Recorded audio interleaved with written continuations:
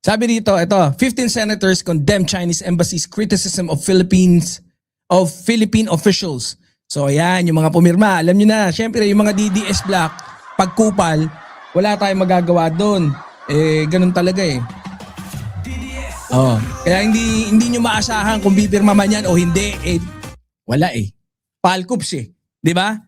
So ito, sabi rito, yung 15 senador na pumirma, si Senator Tito Soto, si Senator Ping, Senator Kiko, Senator Migs, si Senator Erwin, Senator Risa, Senator Rafi, Senator Win, si Senator, wag na itong banggitin to, ayop lang din to.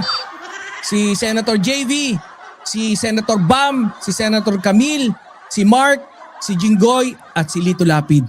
Kutsa talagang markado mo kung sino yung mga kupal eh, no? Oh. So yung mga wala dyan, alam nyo na kung bakit wala dyan. Diba? The likes of, sino? The likes of Bongo, the likes of Robin Padilla, the likes of Marcoleta. Eh ito, kilala nyo naman kasing kupal yung mga yan.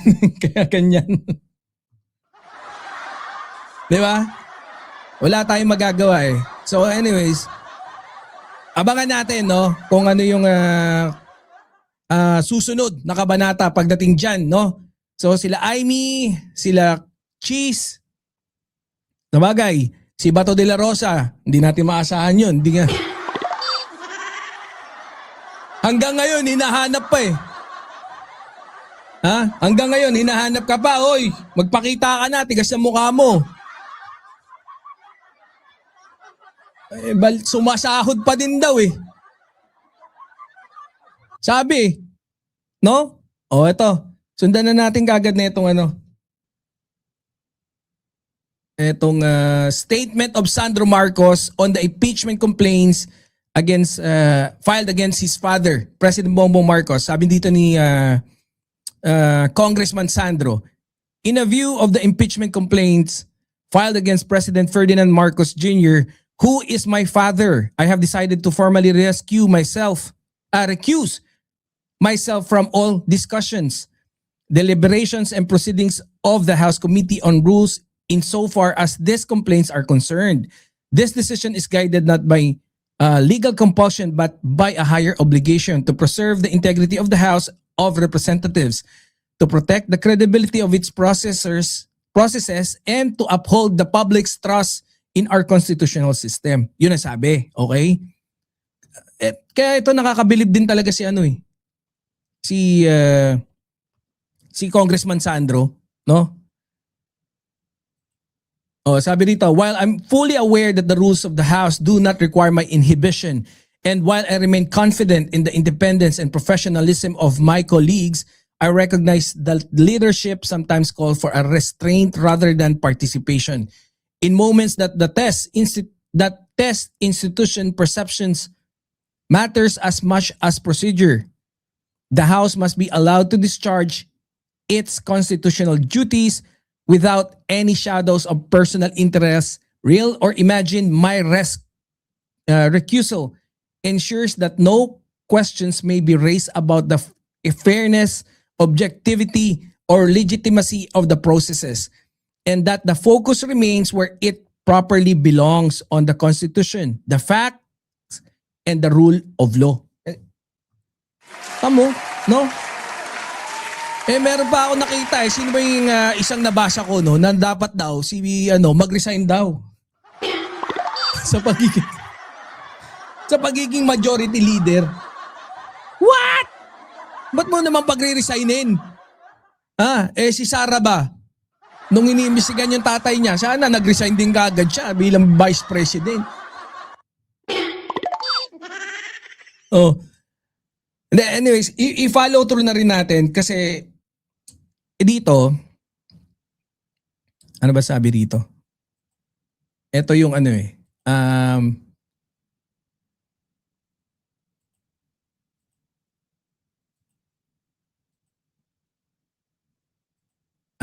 okay. Wala pala ako noon, no? Hindi, ito pala. Hindi din. Sige, sige, sige, sige. Di ko pala topic to.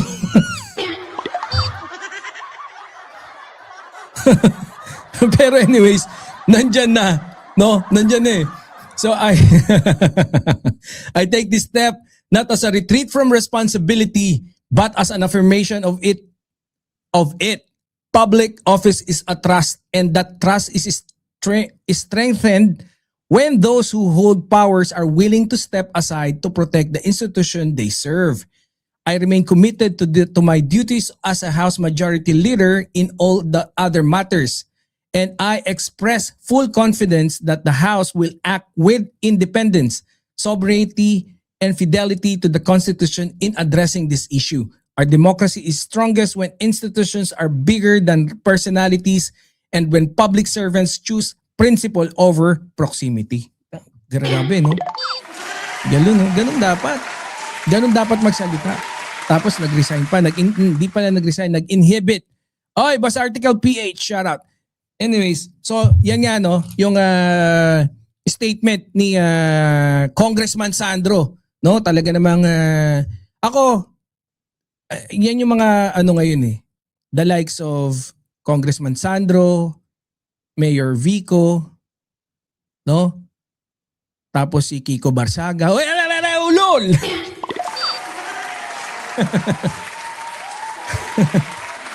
Kiko, baka gusto mo pang ano Huwag ganun. So, okay na tayo dito. Pero ano, no, I have one ano na sana Congressman Sandro, may ano, may concern kami. Hindi kasi lumalabas eh. And I think it needs to be answered. No, yung mga projects daw sa Ilocos Norte, diyan sa yung distrito, eh medyo maraming mga maanomalya. No? So sana sagutin mo para at least meron din kaming kasi yung isasagot naman namin do sa mga paratang na yon, hindi kami yung makakasagot eh, kundi manggagaling din talaga, no? Sana kung meron papansin, no, diyan sa team ni Congressman Sandro, no, or even Secretary Vince Dizon, kung yung Ilocos Norte, yung project diyan na sinasabi na medyo may anomalya, no? Kung masasagot yan di at least meron din kaming pambawi, no? Parang tulong nyo na rin sa amin kung paano sasagutin yung mga paratang dyan sa Ilocos Norte projects. Kasi syempre, kampi mo kami. So, you have to equip us of information, factual information para at least masagot namin yung mga dapat sagutin.